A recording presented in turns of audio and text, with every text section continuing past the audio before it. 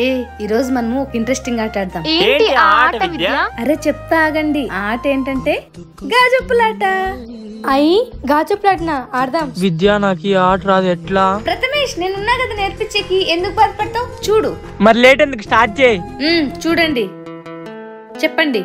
ఇది సరే చూడండి, కింద చెప్తే నేను పట్టుకోలేనని చెప్పి కింద చెప్తారా? ఇప్పుడు చూడండి ఎలా పట్టుకుంటాను. ఈ విద్య ఎంత కష్టమని చెప్పినట్లనే పెట్టేసుకుంది. ఇంకో ఆడుతుంది కదా, అప్పుడు చెప్తాను నీ కథ.